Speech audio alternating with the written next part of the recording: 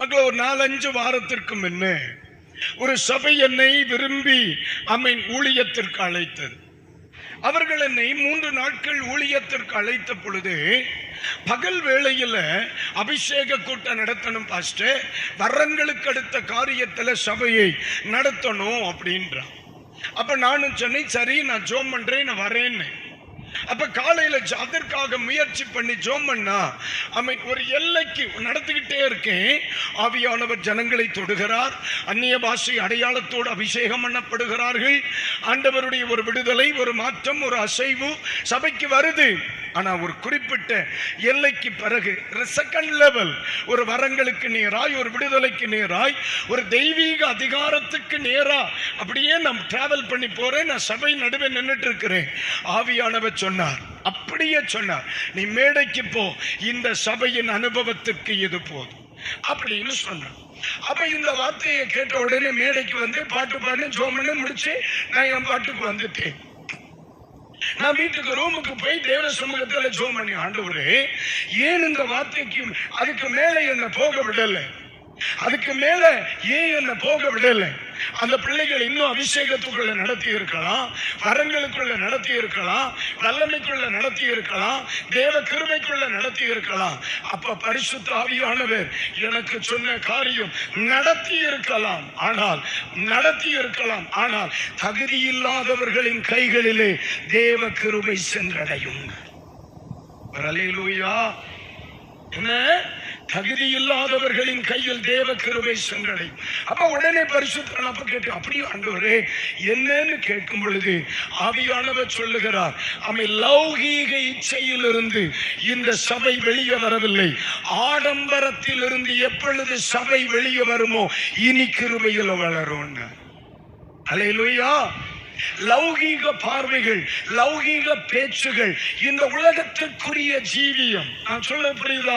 இப்பிரபஞ்சத்துக்கு ஒத்த வாழ்க்கை, உலகத்தான போல பேசி, உலகத்தான போல உடைவிடுத்தி அவங்கள பார்த்தீங்கன்னு சொன்னா ஒவ்வொருவரையும் பார்க்க பார்க்க நடிகர்கள் தோத்து போவாங்க, அப்படி இருப்பாங்க. ஆண்டவர் சொன்ன ஆத்ம ரட்சிப்பிற்கு போதும் விடு, கிருபையில் வளருவதற்கு இவர்கள் தகுதியானவர்கள் அல்ல. தகுதி இல்லாதவர்களின் கைகளில் என்னுடைய கிருபையை, என்னுடைய தயவை நான் ஒரு நாளும் கொடுக்க மாட்டேன். அல்லேலூயா, அல்லேலூயா. இரவிலே அந்த போதகரை அழைத்து அமர வைத்து சொன்னேன், தம்பி பரிசுத்த வாழ்க்கைக்கு முக்கியத்துவம் கொடு, வேறுபட்ட வாழ்க்கைக்கு முக்கியத்துவம் கொடு, தெய்வீகத்துக்கு முக்கியத்துவம் கொடு. உலகத்திலே உலக மனுஷனுக்கு உனக்கும் வித்தியாசத்தை ஏற்படுத்து.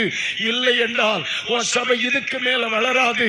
ஒரு சபை எல்லைக்குள்ளே வந்து விட்டது. இனி சபையை வேறுபட்ட வாழ்க்கைக்குள்ள கொண்டு வா, வேறுபட்ட வாழ்க்கைக்குள்ள கொண்டு வா.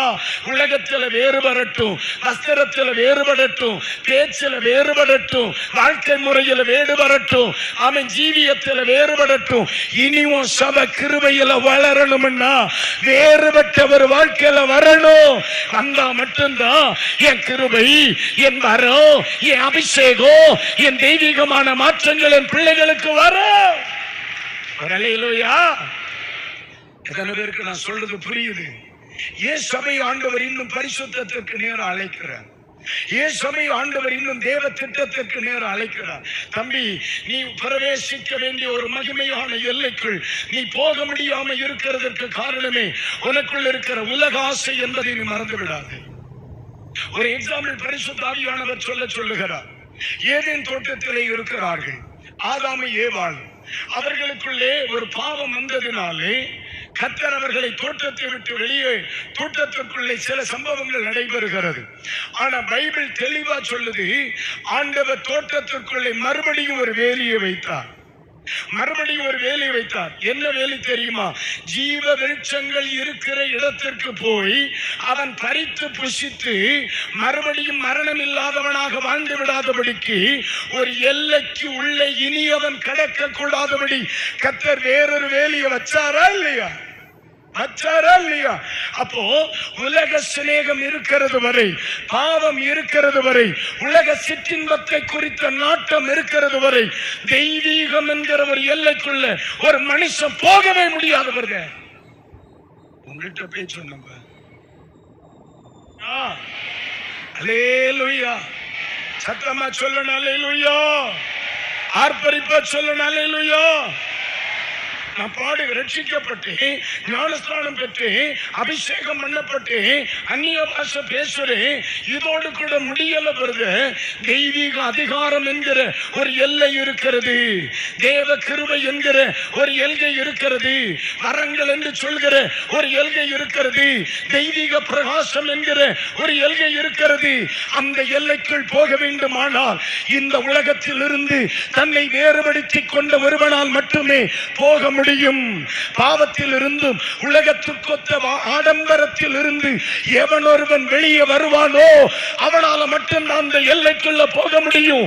இன்னைக்கு பகல் வேளை கத்த சொல்லுகிறார், அந்த எல்லைக்குள் போகும்படி உன்னை நான் அழைக்கிறேன்.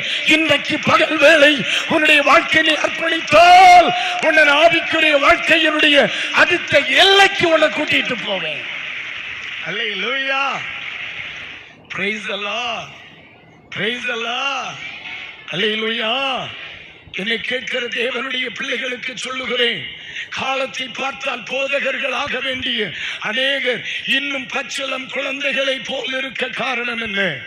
இன்னும் 5 நிமிஷம் ஜோம் பண்றதுக்கு படா பாடுபடுறான், 10 நிமிஷம் ஜோம் பண்றதுக்கு படா பாடுபடுறான். ரட்சிக்கப்பட்டு 10 வருஷம் ஆச்சு வருது. இதுக்கு முன்னாடி எவ்வளவு கிருபையில வளர்ந்திருக்கணும், எவ்வளவு ஆவிக்குரிய வாழ்க்கையில வளர்ந்திருக்கணும். இன்னும் ஆமென் உயிரற்ற ஒரு மரம் வந்து உட்கார்ந்து போகிறது போல் இருந்தால் என்னைக்கு நீங்கள் அடுத்த நிலைக்கு கடந்து செல்ல முடியும்? இன்னைக்கு ராத்திரி ஆகிலும் ஆண்டவருடைய சமூகத்தில் உன்னை அர்ப்பணித்தால், இன்றைக்கு பகல் வேளை ஆகிலும் அர்ப்பணித்தால் ஒரு மாற்றம் உண்டாகும். தேவனுடைய ஆவியானவர் சபையோடு பேசுகிறார். கைகளை உயர்த்தி ஒரு அல்லேலூயா சொல்லுங்க. அல்லேலூயா. ஆண்டவர் விரும்பாத சில பேச்சை விட்டு நீ வெளியே வர முடியாததுனால, ஆண்டவர் விரும்பாத சில சுபாவங்களை விட்டு நீ வெளியே வராததுனால, நீ பெற்றுக்கொள்ள வேண்டிய சில அதிகாரங்கள், நீ பிரவேசிக்க வேண்டிய அதிகார சில எல்லைகளுக்குள்ள சில தெய்வ மக்களால போக முடியல. ஆனா ரட்சிக்கப்பட்டு வந்தான், ஆனா ஆராதிக்கிறவன் தான், சில ஆண்டவரை சேவிக்கிறவன் தான். மக்களே, இதுக்கு முன்னே சில கிருபைகளிலும் சில அதிகாரங்களும் வெளிப்படுத்த வேண்டிய சில பிள்ளைகள் இன்னைக்கு வேலைக்கு வெளியில நிற்கிறாங்க என்று ஆவியானவர் சொல்லுகிறார். அல்லேலூயா. சிலருக்கு பகிர்ந்தளித்தார், சிலருக்கு வாயே திறக்கல. ஏன் தெரியுமா? பெற்றுக்கொள்கிற ஆர்வம் இல்லை, பெற்றுக்கொள்கிற ஆர்வம் இல்லை, வேண்டும் என்ற தாகம் இல்லை. ஆண்டவர் மிக தெளிவாய் சொல்லுகிறார், என் அதிகாரம் என்னோடு புதைக்கப்படுவதற்கல்ல, உனக்கு பகிரப்படுவது. ஆனால் இன்றைக்கு ராத்திரியில் பகல் வேளை ஆவியானவர் சொல்லுகிறார், இந்த அதிகாரம் எனக்கு வேண்டும், இந்த தேவ கிருபை எனக்கு வேண்டும். நானும் ஆண்டவரில் வளரணும், என்னை குறித்த தேவ திட்டம் நிறைவேறணும், நானும் ஆசீர்வதிக்கப்பட்ட ஒரு தேவ பிள்ளையாக வாழ வேண்டும் என்கிற ஒரு ஆர்வம் தம்பி உனக்குள்ளே இருக்குமானால், இன்றைக்கு பகல் வேளை சொல்லுகிறேன், உன்னை ஆண்டவர் ஆவிக்குரிய வாழ்க்கையினுடைய அடுத்த நிலைக்கு அவர் அழைத்து செல்லுவார். அல்லேலூயா. ஆமென் சொல்லுங்க.